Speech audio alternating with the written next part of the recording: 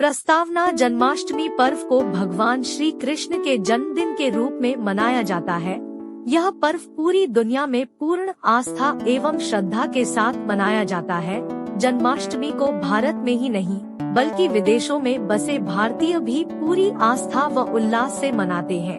श्री कृष्ण युगों से हमारी आस्था के केंद्र रहे हैं। वे कभी यशोदा मैया के लाल होते हैं तो कभी ब्रज के नटखट कान्हा। इसे कई अन्य नामों से भी जाना जाता है, जैसे कृष्णाष्टमी, गोकुलाष्टमी, अष्टमी रोहिणी, श्री कृष्ण जयंती, श्री जयंती आदि। भगवान कृष्ण हिंदू धर्म के भगवान थे। उन्होंने धरती पर मानव रूप में जन्म लिया था, जिससे वे मानव जीवन को बचा सके और मानव के दुखों को दूर कर सके।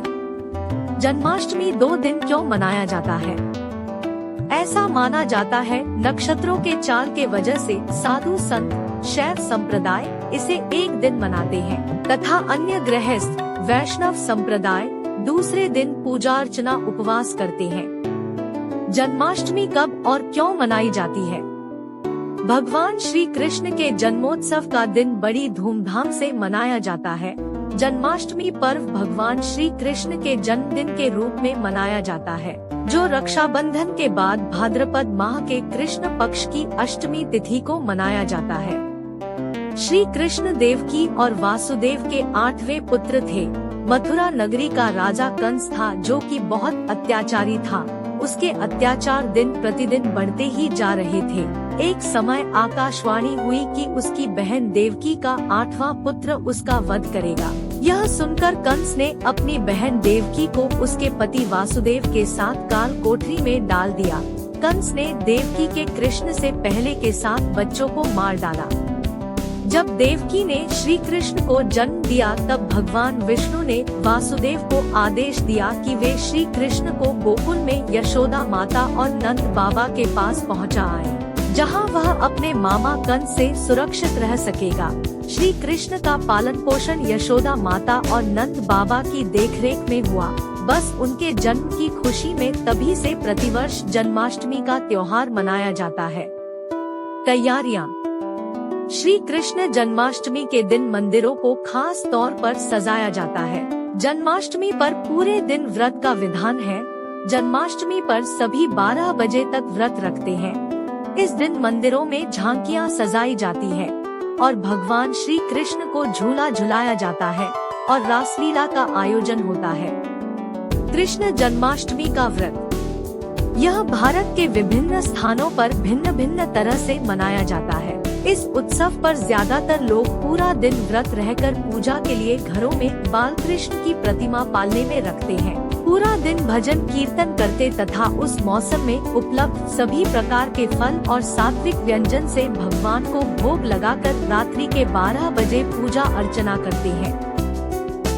श्री कृष्ण जन्माष्टमी की विशेष पूजा सामग्री का महत्व: पूजा हेतु सभी प्रकार के फलाहार, दूध, मक्खन, दही, पंचामृत, धनिया, मेवे की पंजीरी, विभिन्न प्रकार के हलवे, अक्षत, चंदन, रोली, गंगाजल, तुलसी दल, मिश्री तथा अन्य भोग सामग्री से भगवान का भोग लगाया जाता है। खीरा और चना का इस पूजा में विशेष महत्व है। ऐसी मान्यता है कि जन्माष्टमी के व्रत का विधि पूर्वक पूजन करने से मनुष्य मोक्ष प्राप्त कर वैकुंठ भगवान विष्णु का निवास स्थान धाम जाता है। दही हांडी मटकी फोड़ प्रतियोगिता: जन्माष्टमी के दिन देश में अनेक जगह दही हांडी प्रतियोगिता का आयोजन किया जाता है। दही हांडी प्रतियोगिता में सभी जगह के बाल गोविंदा भाग लेते हैं। छाछ, दही आदि से भरी एक मटकी रस्सी की सहायता से आसमान में लटका दी जाती है और बाल गोविंदाओं द्वारा मटकी फोड़ने का प्रयास किया जाता है। दही हांडी प्रतियोगिता में विजेता टीम को उचित इनाम दिए जाते हैं। जो विजेता टीम मटकी फोड़ने में सफल हो जाती है, वह इनाम का हकदार होती है। कृष्ण की कुछ प्रमुख जीवन लीला: एक दौड़: श्री कृष्ण के बाल्यावस्था के कारनामों को ही देखते हुए इस बात का अनुमान लगाया जा सकता है, वह निरंतर चलते रहने और धरती पर अपने उद्देश्य की पूर्ति के लिए अवतरित हुए। एक के बाद एक राक्षसों पूतना, बघासुर, अघासुर, कालिया नाग के वध से उनकी शक्ति और पराक्रम का पता चलता है। 2 अत्यधिक शक्तिशाली होने के बाद भी वह सामान्य जनों के मध्य समान व्यवहार करते, मटके तोड़ देना, चोरी कर माखन खाना, ग्वालों के साथ खेलना, जीवन के विभिन्न पहलुओं के हर भूमिका को उन्होंने आनंद के साथ जिया है। 3 श्री कृष्ण को प्रेम का प्रतीक माना जाता है। सूफी संतों के दोहों में राधा तथा अन्य गोपियों के साथ कृष्ण के प्रेम व वियोग लीला का बहुत सुंदर चित्र प्राप्त होता है। 4 कंस के वध के बाद कृष्ण द्वारकाधीश बने। द्वारका के पद पर रहते हुए वह महाभारत के युद्ध में अर्जुन के सारथी बने तथा गीता का उपदेश देकर अर्जुन को जीवन के कर्तव्यों का महत्व बताया और युद्ध में विजय दिलाया। उपसंहार: जन्माष्टमी के दिन व्रत रखने का विधान है।